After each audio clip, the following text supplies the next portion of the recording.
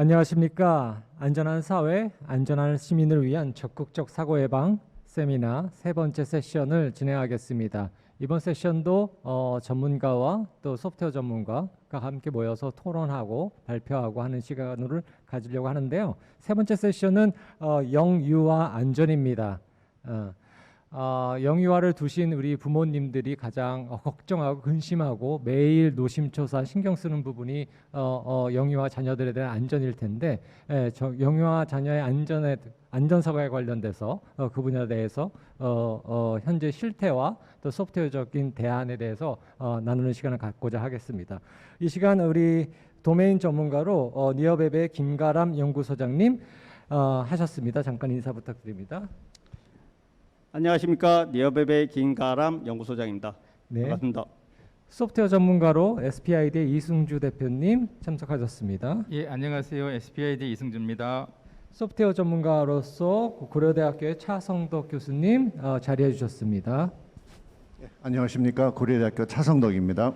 예, 사회 진행하는 박태영 박사님과 저 민상인입니다. 예, 이제 김가람 연구소장님의 발제 발표 듣도록 하겠습니다.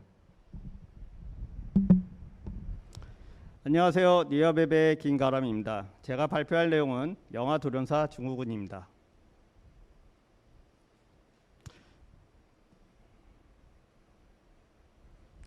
(2018년) 국내 사망 원인 통계 자료에 영아 사망을 보면 출생아 32만 명 중 1년 이내 영아 사망자 수는 931명으로 출생아 1000명당 영아 사망률은 2.8명입니다.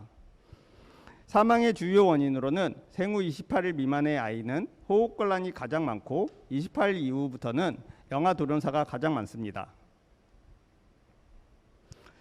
2019년 10월 기사입니다. 인천의 생후 4개월 된 남자아이가 숨지는 사고가 발생되었고 아이 어머니가 119에 신고하였습니다. 하지만 아이는 특별한 사망의 원인을 찾을 수 없는 영아 돌연사로 경찰은 추정한다고 하였습니다.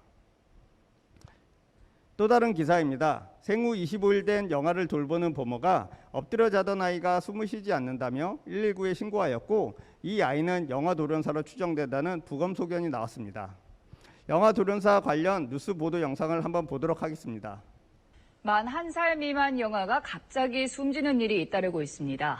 대부분이 영아 급사 증후군이나 호흡곤란이 원인인데 어떻게 하면 사고를 예방할 수 있는지 차주아 기자가 전해드립니다. 생후 2달도 안 된 아기가 구급차에 실려옵니다. 심폐소생술을 했지만 끝내 숨졌습니다. 엎드려 자다가 일어난 사고입니다. 엎드려 있어. 엄마가 빨리 그래. 어떻게 해서 그랬는지는 이번에 결과를 내봐야지. 불과 이틀 뒤 경남에서 생후 4개월 된 아기가 부모와 함께 자다 숨졌습니다. 외상이나 질병이 없는데도 별다른 원인 없이 숨지거나 숨이 막혀 숨지는 만 1살 미만 영아가 해마다 100명 안팎에 이릅니다. 선천성이거나 출산 과정의 문제를 제외하면 영아 사망의 가장 큰 원인입니다. 국립과학수사연구원이 영아 돌연사 204건을 분석한 결과 60% 가까이가 부모와 아이가 함께 잤던 것으로 나타났습니다. 전문가들은 부모와 아기가 가까이에서 함께 자면 돌연사의 위험이 크다고 경고합니다. 작은 접촉에도 호흡곤란이 일어나기 쉽기 때문입니다. 아기와 같이 수면을 취한다 하더라도 분리된 친구들을 쓰는 게 좋고 반듯하게 누워서 아기를 재우는 것이 모로 눕는다든지 엎어서 재우는 것보다는 사망 확률을 줄일 수가 있습니다. 또 너무 푹신하지 않은 딱딱한 침구 위에 재워야 질식 위험을 낮출 수 있다고 조언합니다. KBS 뉴스 차주아입니다. 영아 돌연사는 가정뿐만 아니라 어린이집에서도 많이 발생합니다. 현대사회에서는 많은 부모들이 맞벌이를 하기 때문에 가정에 돌보는 아이들보다 어린이집에 다니는 아이들이 많이 있습니다. 어린이집 영아 돌연사 관련 뉴스 보도 영상을 한번 보도록 하겠습니다. 지난 4년 동안 어린이집에서 발생한 사망사고의 대부분은 원인을 알 수 없는 돌연사였습니다. 사인을 알 수 없기 때문에 책임을 묻기도 어려운데요. 어린이집 돌연사 예방할 수 있는 방법은 없을까요? 정희윤식 기자가 취재했습니다. 32개월 된 성훈이는 감기 때문에 병원에 들렀다가 어린이집으로 갔습니다. 하지만 그게 마지막 모습이었습니다. 성훈이는 어린이집에서 낮잠을 자다가 숨진 채 발견됐습니다. 베개에 얼굴을 묻은 상태였습니다. 어린이집 원장이 인공호흡을 했지만 숨은 돌아오지 않았습니다.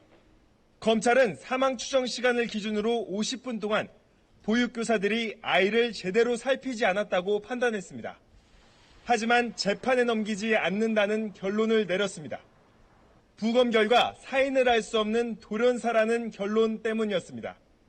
보육교사가 주의 의무를 다하지 않은 것은 인정하면서도 책임을 묻지 못한다는 결론에 부모는 가슴을 칩니다. 이제 아프다고 2번이나 당분을 드렸으니까 그냥 자는 시간에 선생님이 자리에 없을 거라는 생각은 하지 않았어요. 그랬는데 아기를 그렇게 1시간이나 비우고. 최근 4년간 발생한 어린이집 영유아 사망 사고의 79%는 원인을 알 수 없는 돌연사였습니다. 침대 바닥은 너무 푹신하지 않고 단단한 것이 좋고, 그리고 무엇보다 중요한 것은 아기를 등을 대고 바로 눕혀줘야 되고요. 돌연사는 예방이 어렵기 때문에 아이들이 위험해질 수 있는 환경을 최대한 줄이는 것이 현실적으로 할 수 있는 일입니다. SBS 정윤식입니다. 이어서 다른 뉴스 보도 영상도 보겠습니다. 최근 어린이집에서 아이들이 다치거나 숨지는 사고가 잇따르고 있습니다. 네, 어린이집 대부분이 간호 인력이 없거나 있더라도 관련 교육이 안 돼 있는 등 문제가 많은 것으로 드러났습니다. 임성호 기자의 보도입니다.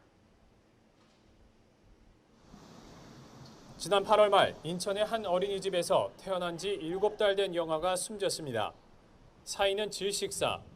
보육교사가 기저귀를 갈고 젖병을 물린 다음 40분 동안 내버려둔 사이 변을 당한 겁니다. 기저귀 가지고 다시 그걸 갖다 달라고 다시 갖고 보니까 숨을 안 쉬고 있어서 전화했대. 지난해 충북 청주에서도 어린이집에서 낮잠을 자던 영아가 돌연사하기도 했습니다. 이러한 어린이집 안전사고는 매년 늘어 2012년 2,400여 건에서 지난해 6,700여 건으로 3배 가까이 급증했습니다. 이 때문에 사고 예방 못지않게 어린이집의 응급처치 능력이 날로 중요해지고 있습니다. 하지만 관련법은 현실과 동떨어졌다는 비판이 끊이지 않습니다. 현행 영유아 보육법은 원생이 100명 이상인 어린이집에 간호사 또는 간호조무사를 1명씩 두도록 정하고 있습니다. 하지만 이 법의 적용을 받는 100명 이상 어린이집은 전체 어린이집 4만 2천여 곳 가운데 5%도 안 되는 2천여 곳에 불과하고, 이 가운데 780여 곳은 아예 간호 인력이 없습니다. 여기에 원생이 100명 이하인 영세 어린이집 4만여 곳은 간호 인력 배치가 의무가 아니어서 이곳의 아이들은 사실상 의료 사각지대에 놓여 있습니다. 어린이집 교사들에게 응급처치 교육을 철저하게 시키고 가까운 거리에 있는 여러 어린이집을, 소규모 어린이집을 담당할 간호사를 배치하는 등의 대책 마련이 필요합니다. 이와 관련해 어린이시설 근무자의 절반을 응급처치 교육을 이수한 인원으로 채우도록 한 어린이 안전법도 발의돼 국회 계류 중입니다. YTN 임성호입니다. 젖먹이 아기가 잠을 자다가 갑자기 숨지는 돌연사가 해마다 늘고 있습니다. 지난 2005년 75명에서 2012년에는 99명으로 7년 새 32%나 늘었습니다. 돌연사한 아기의 60%가 부모 등 어른과 함께 잠을 잔 것으로 조사됐는데요. 6대 4의 비율로 남자 아기가 더 많은 것도 특징입니다. 그 예방책은 없는지 알아봤습니다. 조정아 기자입니다. 지난 15일 대전의 한 어린이집에서 낮잠을 자던 2살 난 아기가 숨을 쉬지 않는 것을 보육교사가 발견했습니다. 119 구조대가 급히 병원으로 옮겼지만 이미 숨진 상태였습니다. 연락하고 좀 이상한 것 같고서 그 119에다 신고를 한 거예요. 이제 119 구조대가 와서 해갖고서 병원에 갔더니 병원서는 숨이 끝났다. 지난 14일 부산에서도 생후 넉 달 된 아기가 혼자 잠을 자던 중 숨졌습니다.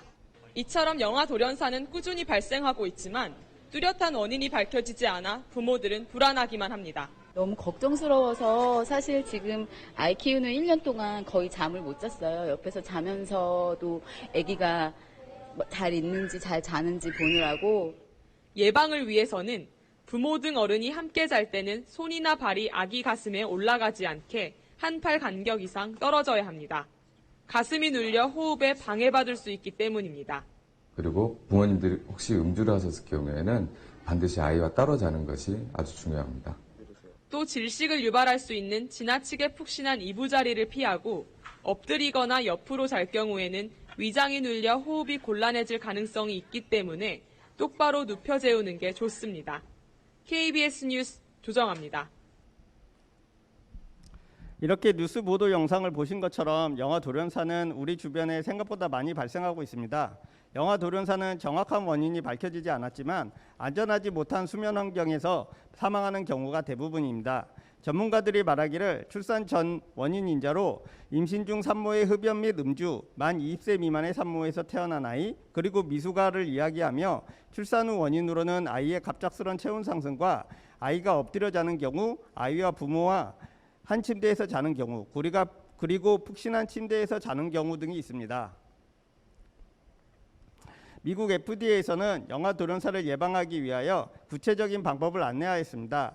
첫 번째로 영유아를 엎드리게 하거나 옆으로 눕히지 말고 천장을 보고 똑바로 눕힌 상태로 재울 것을 안내하며, 두 번째로 침대 표면은 평평하고 단단해야 하며 부드러운 친구나 큰 인형 등 아이가 질식할 수 있는 위험 요소를 침대 주위에 두지 말 것을 안내합니다. 그리고 마지막으로 부모와 아이의 침대를 따로 두어 재우고 아이 침대를 부모 가까이에 두어서 아이를 언제든 확인할 수 있도록 안내합니다. 이상 영아 돌연사에 관련하여 발표를 마치겠습니다. 감사합니다. 네, 김가람 소장님, 예, 좋은 발표 감사합니다. 영유아 돌연사와 영유아 안전은 영유아가 집에 있을 때 또 어느 환경에 있든지 간에 항상 뭐 차 안에 있을 때도 마찬가지일 것 같고 중요한 우리가 풀어야 되고 감당해야 될 숙제이지 않을까 싶습니다. 이 시간에는 우리 소프트웨어 측면에서 이런 그 영유아의 안전사고를 예방할 수 있는 방안에 대해서 우리 이승주 대표님 간단히 말씀 전해주시겠습니다. 예, SPID 이승주입니다. 저는 이제 앞에 돌연사 증후군과 관련된 이제 대표적으로 영유아 안전 관련된 한 가지 측면을 좀 많이 설명해 주신 것 같고요. 저는 이제 영유아 안전 관련해서 기술 그리고 이제 시장 관련해서 이제 한마디로 요약을 하면 또 다른 바로 이제 베이비 테크 시장 또는 베이비 테크 기술 관련 시장이 IoT 기반 그리고 AI 관련돼서 AI 기술과 이제 접목되면서 시장 그리고 기술이 좀 성장 중에 있는 것 같습니다.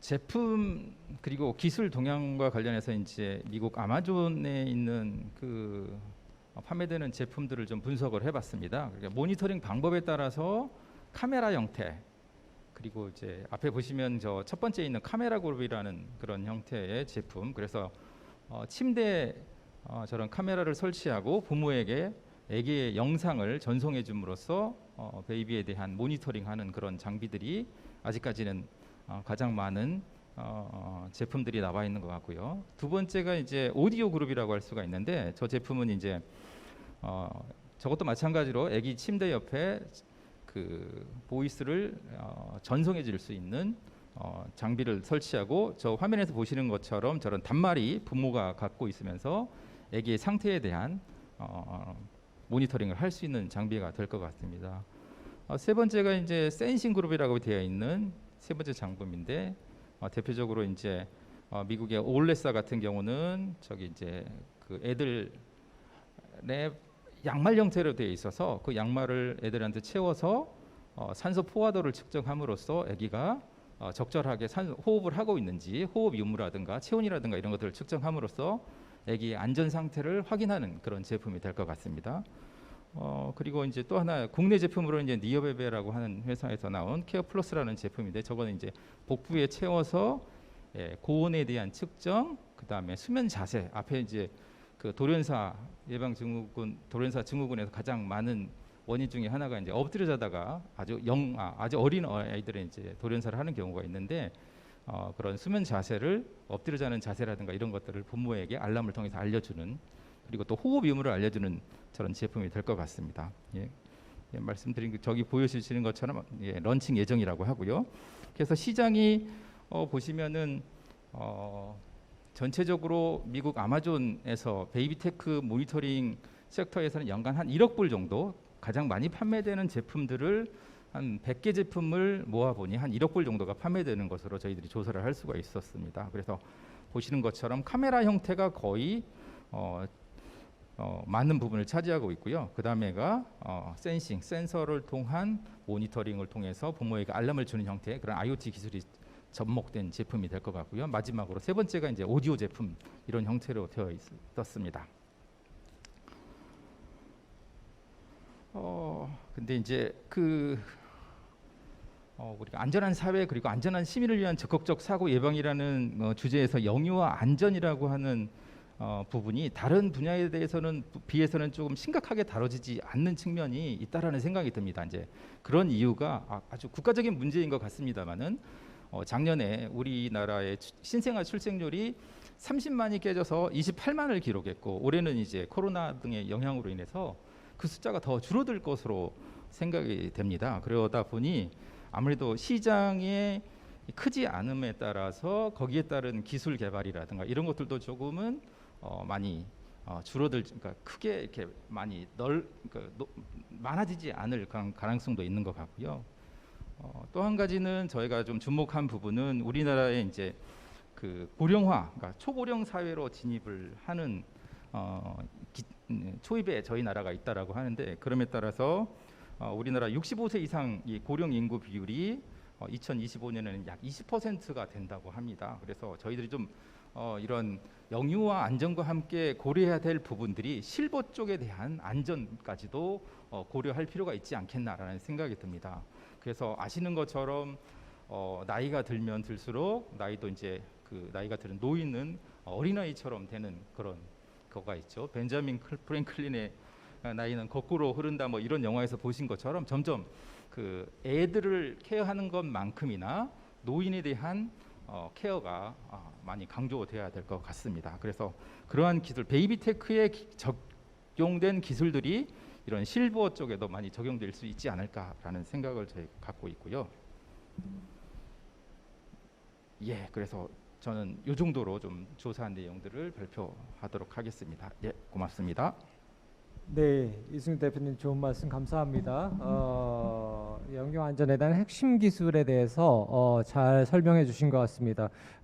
소프트웨어 엔지니어로서 이렇게 보게 되면은 센서 기술은 엄청나게 지금 많이 발달을 했단 말입니다. 다양한 센서들이 사실은 온갖 센서들이 있죠. 뭐 가스 센서부터 시작해서 이런 무브먼트 센서, 이런 바이브레이션 센서 여러 가지가 다 있는데 거기에 이제 우리 소프트웨어 기술이 들어가면서 다양한 안전 장치로 이제 탈바꿈되는 시기이고 이런 시대적 전환이 일어날 것 같습니다.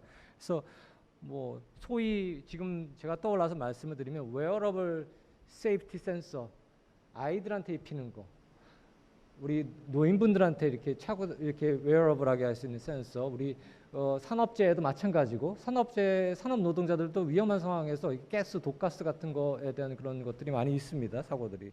또 안전사고를 모니터링을 하는 웨어러블이 아니라 밖에서 이제 안전한지를 모니터링하는 그런 여러 가지 모니터링 하는 센서링 기술, 또 소프트웨어 기술도 있을 것 같은데 영유아의 전반적인 상황을 좀 포괄적으로 우리가 더 확대해서 보면서 접근하면 좋겠습니다. 이 측면에서 우리 혹시 그 고려대학교의 차성덕 교수님 또 의견도 한번 들어봤으면 좋겠는데 영유아 안전 측면에서 또 말씀 전해주시기 바랍니다. 예, 저는 저기 고려대학교에서 소프트웨어 공학을 강의하는 차성덕입니다. 그런데 이제 오늘 이 세션에서는 제가 그 경력 10개월 차 할아버지로서 말씀을 드리겠습니다. 작년 크리스마스 때 이제 그 제 첫 손녀가 태어났고요. 그래서 이제 이번 크리스마스에 이제 막 돌이 됩니다. 그런 뜻에서 이제 저는 이 영유아 안전에 대해서 굉장히 관심을 가질 수밖에 없는 초보 할아버지인데요. 예, 초보 할아버지 입장에서 말씀을 드리자면 지금 여러 가지 해주신 그런 돌연사 굉장히 공감이 가는 내용이긴 합니다. 제가 이제 아이를 키울 때는 다행히 그런 일이 없었기 때문에 다행이긴 하지만 뉴스에서 들어보면 이런 일이 굉장히 많이 반복되고 있고 또 여기 지금 언급은 되진 않았지만 제가 특별히 또 관심을 가지고 있는 그런 또는 안타깝다고 생각하는 것 중에 하나가 이제 특히 여름에 예를 들어서 아기들이 저기 뭐 차 안에 이렇게 뭐 잠시 뭐 그게 10분이 될 수도 있겠고 30분이 될 수도 있겠고 예, 뜨거운 차 안에 있다가 질식사하는 그런 뉴스를 많이 봅니다. 그런 거 보면 여러 가지 예전에도 그런 솔루션이 있었을 텐데 요즘은 워낙 그 기계학습이나 머신러닝, 뭐 비전 이런 기술들이 발전했기 때문에 사진 하나만 놓고도 예를 들어서 어린애가 뭐 과자를 먹고 있는데 이런 관계까지 다 유추하는 그런 기술이 다 발전되지 않았습니까?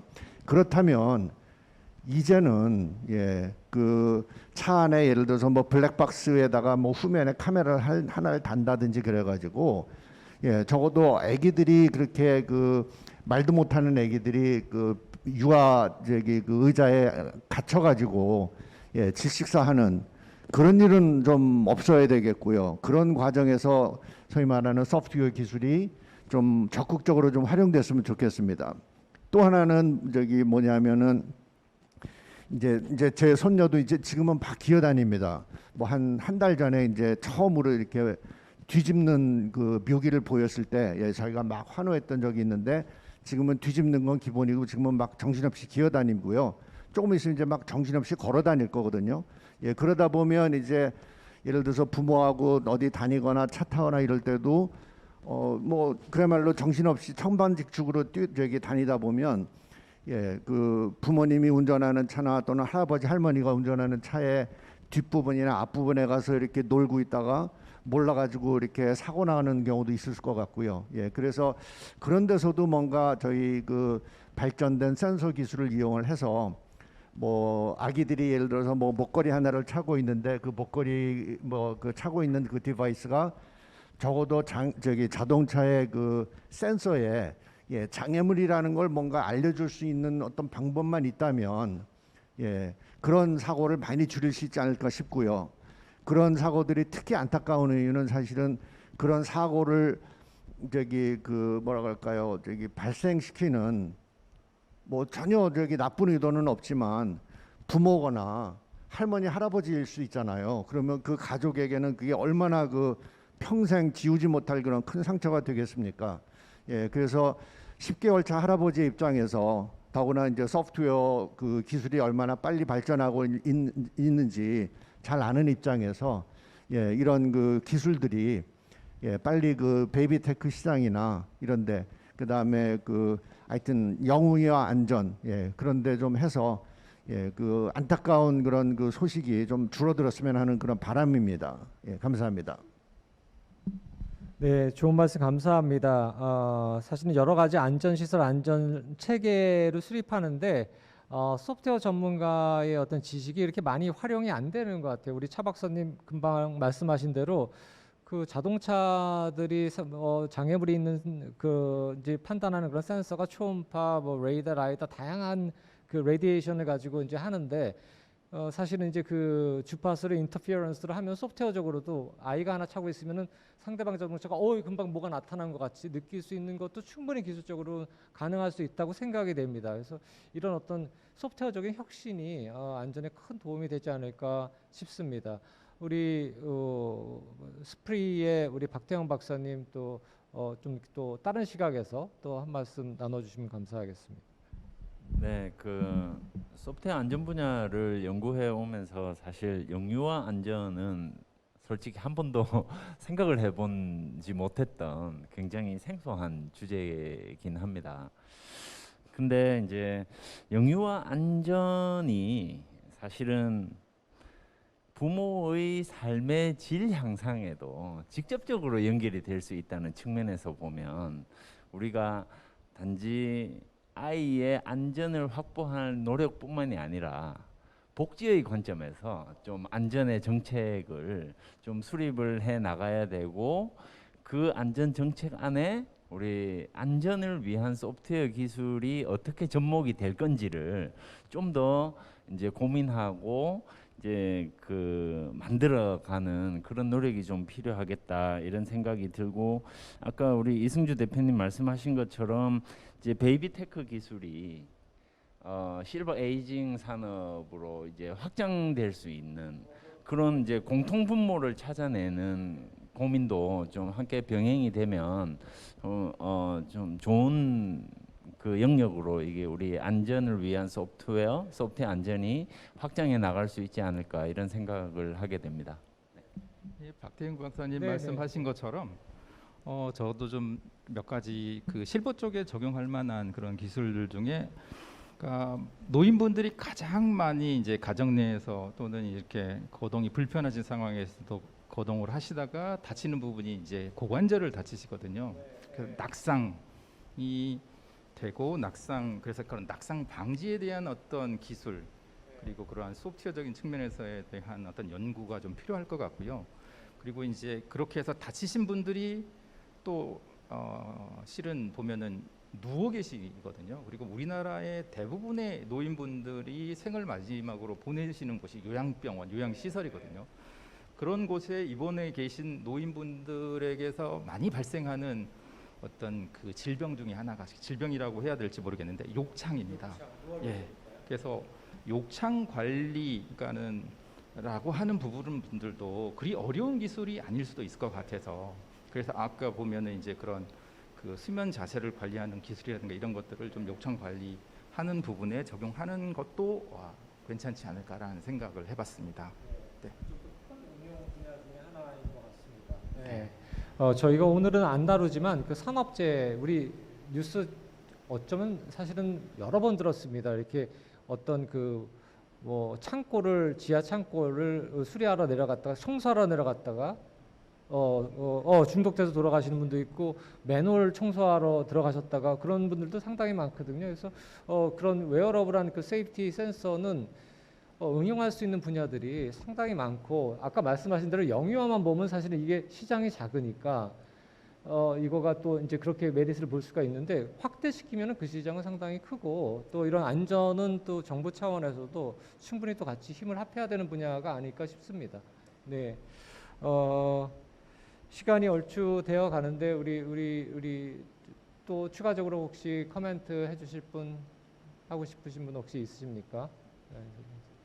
없으시면은 조금 아마 이 분야도 상당히 얘기할 거가 많이 있을 것 같은데. 예. 조금 미뤄뒀다가 패널 토의 때 우리 또 나누도록 하고요. 다음 세션인 잠시 후에 그 장애인 안전 분야에 대해서 시작하도록 하겠습니다. 오늘 영유아 안전에 참석해 주신 전문가 여러분 감사합니다.